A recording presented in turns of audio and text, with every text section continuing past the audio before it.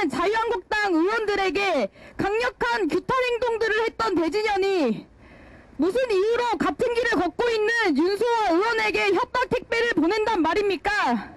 마치 대진현이 구구 단체들에게 안 좋은 이미지를 씌우려고 자작극을 꾸몄다가 들킨 것처럼 대진현의 이미지를 의도적으로 깎아내리고 대진현의 활동들을 탄압하려고 하는 것으로밖에 보이지 않습니다. 누구보다도 정직하고 청렴한 사람입니다.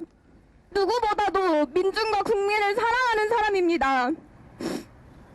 경찰의 무리한 대진현 탄압 규탄한다! 규탄한다! 규탄한다! 규탄한다!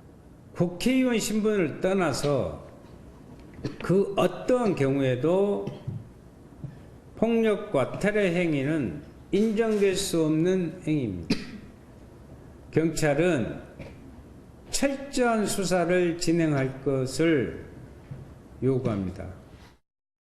대진현에서도 어불성설이란 일이 지금 경찰 수사 단계에서는 맞다라고 보여지는데 손정혜 변호사님, 진보단체 회원이 진보당 의원에게 이 선포를 보낸 꼴이 됐거든요. 그러니까 그 당시에 소포의 내용을 보면 죽은 새도 있었고요. 흉기도 있었고 태극기 자결단 이런 이름으로 민주당 이중대 앞잡이다. 뭐 좌파 독재의 홍위병이다. 조심하라. 뭐 우리 사정권에 있다. 이렇게 어마무시한 협박성 발언을 보냈기 때문에 극우적인 성향의 단체원들이 이렇게 좀 협박성으로 보내는 것이 아닌가라는 추정을 했었는데 실제로 수사를 했더니 서울대학생 진보연합 운영위원장 출신인 사람이 이것을 보냈다라고 하고요. 네. 한 청년 의장으로도 이제 활동했던 경력이 있다라고 합니다. 말하자면 진보단체에서 활동했던 사람인데 또 관악구 모처라고 주소지를 적었는데 실제 주거지는 또 관악구가 아니라는 겁니다. 위장한 신분으로 또는 허위에 가장된 내용을 우편물을 통해서 보낸 어떤 범행의 동기도 지금 밝혀져야 되는 상황인데요. 예. 일단 이걸 보낸 30대 남성은 과거에 국가보안법 위반으로도 처벌된 전력이 있는 사람이라고 하고요. 어찌됐든 좀 극우적인 단체에서 정의당을 좀 공격하는 거다라는 세간의 그 예상과는 다른 결과가 지금 수사 결과에서 확인이 되고 있습니다. 이 대진현이란 단체의 정체가 과거에 활동했던 것을 보면 어느 정도 좀 진지하게 되실 겁니다. 한번 좀 영상을 보겠습니다.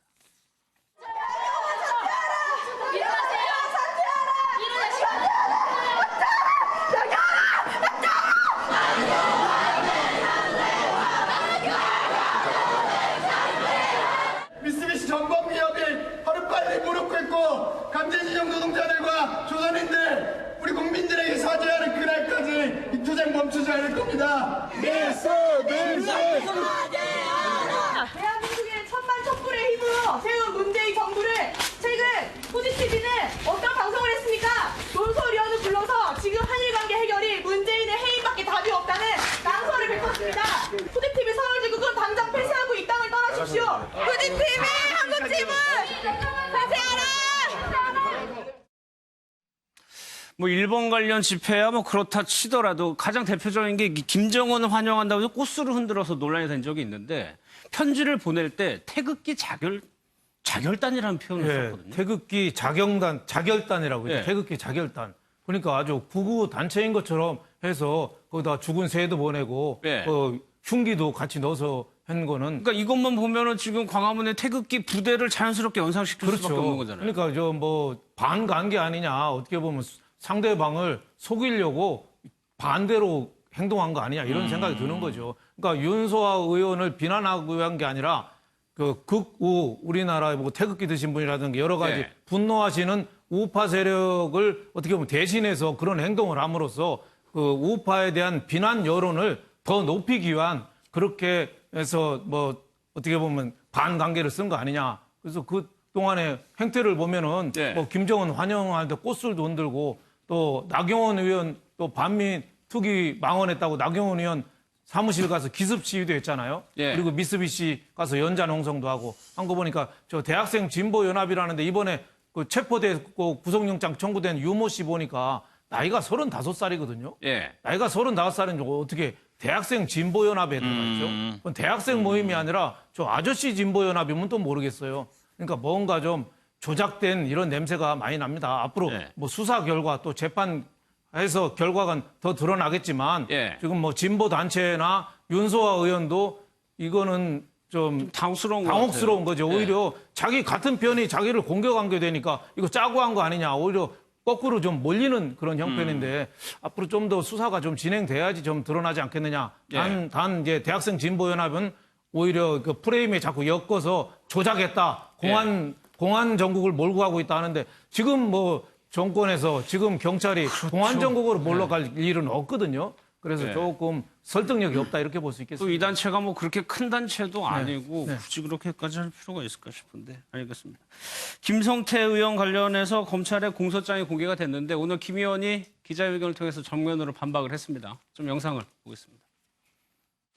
내 딸과 집사람을 비롯하여 저로 인하여 저희 가족의 삶이 무너지고 피폐해져 가는 이 비인간적인 현실은 정치를 떠나 한 사람의 가장으로서 도저히 받아들이기 어려운 지경이라는 점을 짚어드립니다. 제 딸아이가 KT 정기직으로 입사하는 과정에 부당하고 불공정한 절차가 진행된 부분에 대해서는 아비로서 다시 한번 머리 숙여 깊이 사죄드리는 바입니다. 전 사장이라는 사람에게 딸아이 파견 계약지 이력서를 준 사실 자체가 없습니다. 그 사실을 제가 검찰 조사에서도 딸아이의 파견 계약지 이력서를 가져갔다면은 그 이력서를 한번 보여달라고 제가 검찰에서 세 차례나 요구를 했습니다. 그럼에도 불구하고 검찰은 난처한 입장으로 없습니다. 여러분들 공소장 내용에도 보시면 알겠지만 그저 막연한 사물개입니다. 참 이런 내용을 접할 때마다 참 곤란스러운데 최창원 검찰에서는 공소장에 명시를 했어요. 김 의원이 직접 사장한테 줬다. 김 의원은 준 사실 자체가 없다라고 지금 주장을 하고 있고. 그러니까요. 거기에 대해서 이제 본인 자체가 이제 기억을 못하는 것인지 아니면 기억을 안 하는 것인지 아니면 실제로 김성태 의원이 주장대로 준 적이 없는 건지 예. 그거는 이제 좀 더 밝혀져야 되지만 명확한 것은 공소장에는 줬다라고 이제 이야기가 되고 밝혀져 있는 거고 또 이제 김성태 의원 같은 경우에는 공소시효에 대한 또 이의 제기를 많이 하는데 그건 이제 뭐 손 변호사가 말씀하시겠지만 예. 그런 걸 저런 걸 다 떠나서 이런 일이 무리하게 그리고 재판에 나와서 그 직원이 뭐 한 달이 지나서 그 적성 검사도 다 끝나고 인정성 검사도 다 끝나고 모든 절차가 끝난 다음에 다시 이거를 프로필을 이력서를 받아가지고 이거를 심의를 해서 결국은 채용이 됐다라고 하는 것은 예. 만약에 이게 이제 재판 결과에 따라 달라지겠지만 김성태 의원은 억울할 수는 있어요. 이제 개인적으로 억울하다고 생각할 수는 있지만은 예. 이거야말로 팩트를 가지고 이야기할 수밖에 없고 그렇죠. 증인과 그 증거를 가지고 얘기할 수밖에 없는 거기 때문에 예. 그런 게 나왔는데도 불구하고 자꾸 억울하다고 하면 그거야말로 언론 플레이죠.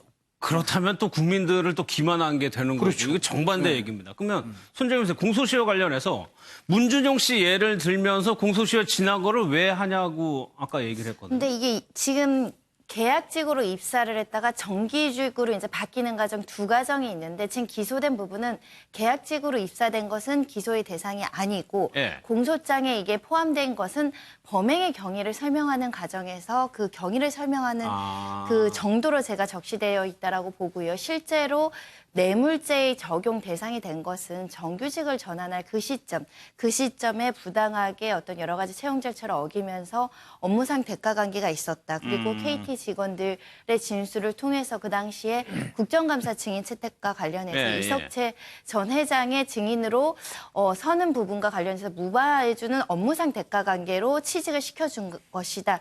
이게 이제 공소장의 내용인데 이 과정들을 설명하면서 이게 왜 업무상 부당한 어떤 절차가 있었고 대가 관계가 형성되고 그리고 김성태 의원이 이걸 인식할 수밖에 없었다는 것을 설명하는 과정에서 들어가 있다라고 보입니다.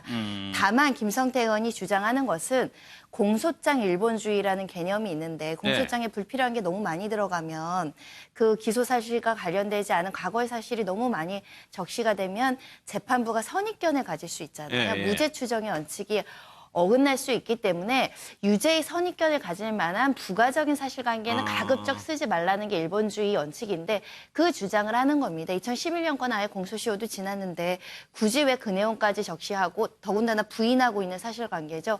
이게 또 언론에 유출되는 바람에 우리 가족들이 너무 힘들다라는 주장인데 결국 이 부분은 유무죄를 가려봐야 우리가 김성태 의원의 진정성이 얼마나 억울한 것인지 아니면 정말로 이런 사실이 있었는데도 반성하지 않고 있는 것인지는 재판이 끝나봐야 알 수 있을 것 같습니다. 이건 두 번이네요. 처음에 이제 비정규직으로 입사할 때 한 번이랑 비정규직에서 정규직으로 전환될 때 한 번 포인트.